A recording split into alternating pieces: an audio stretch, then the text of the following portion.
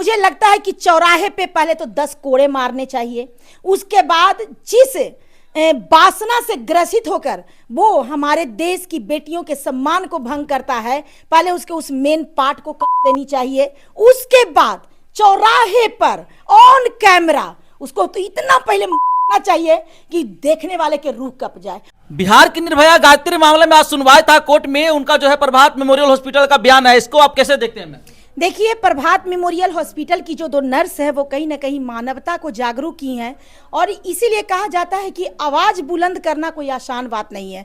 जहां कहीं ना कहीं डॉक्टर सतीश ये बोलते हैं कि मैं कलयुग का अभिमन्यु हूं और मैं ऐसा षड्यंत्र रचूंगा कि लोगों को मेरे षड्यंत्र से निकलना मुश्किल होगा। तो देखिए, कुछ ऐसे अपराधी मानसिकता के लोग पढ़े लिखे हैं जो कहीं ना कहीं घमंड में अपने ही सच्चाई की व्याख्या कर देते हैं, जो कहीं ना कहीं डॉक्टर्स ये जो सतीश हैं वो जाहिर किए हैं। लेकिन उसी हॉस्पिटल में 2 नर्स हैं जिनकी आदमियता जो है, जो जिनका जमीर होता है, जमीर जग जाता है, और कहीं ना कहीं वो स्टेटमेंट देती हैं हमारी बिहार की निर्भया के लिए कि उसको षड्यंत्र के द्वारा हत्या की गई थी, जबकि गायत्री बच सकती थी। लेकिन जबरदस्ती गायत्री को कहीं ना कहीं ओवरडोज में नींद का इंजेक्शन देना, नींद का दवा देना, इन सारे प्रक्रिया के द्वारा हमारी गायत्री को हमेशा के लिए सुला दिया गया।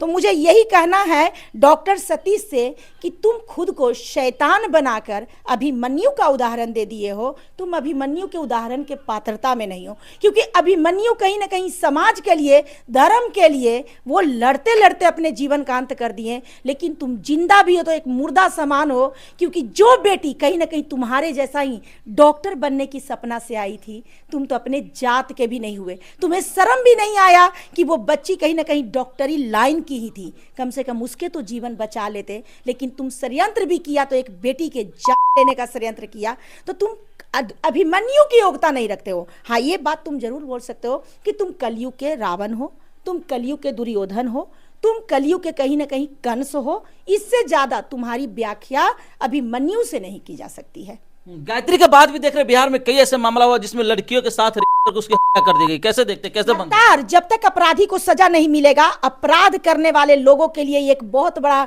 एक मुद्दा बन चुका है कि अरे देखो, गायत्री को जस्टिस नहीं मिला, गायत्री का अपराधी नहीं पकड़ा गया, तो सबसे अच्छा है कि रेप करो, करें, क्योंकि जो बच्ची के साथ घटना घटित होगा वो सामने बोलने के लिए जीवित नहीं होगी। और पैसे के माध्यम से कहीं ना कहीं कानून खरीद लिया जाता है, पैसे के माध्यम से यहाँ तक कि जो वहाँ के लोग रहते हैं, जो सारे घटनाओं को देखते हैं, उनको खरीद लिया जाता है। तो मेरा ये कहना है कि यही तो पाप का अंत है। कहीं ना कहीं ये देखने को मिल रहा है कि अब हमारी बिहार की निर्भया को जिस तरह से हत्या षड्यंत्र के द्वारा की गई है, जिस तरह से उसका किया गया है, अब यही बिहार की निर्भया हमारी गायत्री कहीं ना कहीं क्रांति बन के आई है, और पूरे देश की महिला जागरूक हो चुकी हैं, पूरे देश की नारी शक्तिकरण जागरूक हो चुकी हैं। तो अपराधी को कैसे सजा दिलाना है और अपराधी को कैसे सजा तक पहुंचाना है, ये आने वाले वक्त में सारी नारी शक्तिकरण तय करेंगे। अच्छा, ऐसी क्या सजा होना चाहिए बलात्कारियों को ताकि अगली बार कोई दूसरा पैदा ना हो? मुझे लगता है कि चौराहे पे पहले तो 10 कोड़े मारने चाहिए। उसके बाद जिस वासना से ग्रसित होकर वो हमारे देश की बेटियों के सम्मान को भंग करता है, पहले उसके उस मेन पार्ट को काट देनी चाहिए। उसके बाद चौराहे पर ऑन कैमरा उसको तो इतना पहले चाहिए कि देखने वाले के रूह कप जाए, और उसके बाद उसको फांसी लटका देनी चाहिए। मुझे लगता है कि अपराधी को अगर चौराहे पे सजा मिलना चालू हो गया तो अपराध बहुत हद तक कम जाएगा, क्योंकि बंद कमरे में नहीं, लोगों को लगता है कि अपराधी शायद बच गया, लोगों को लगता है कि अच्छा आजीवन कारावास हो गया। सजा ऐसी होनी चाहिए कि पूरा देश, दुनिया, पूरा विश्व देखे और रूह दहल जाए। अपराधी का अपराध मिटाने का इससे बड़ा और कोई हथकंडा नहीं हो सकता है। लड़कियों को क्या करना चाहिए को सुरक्षित रहे, उसके साथ कोई अभद्रता ना हो, उसके साथ कोई गलत काम ना हो? लड़कियों को सबसे पहले एक होना पड़ेगा, क्योंकि आजकल लड़कियां एटीट्यूड में रहती हैं, ईगो में रहती हैं, और कहीं ना कहीं भीड़ में रहने के बावजूद भी अकेली पड़ जाती हैं। मुझे लगता है कि सबसे पहले तो प्रेम प्रसंग से बचनी चाहिए।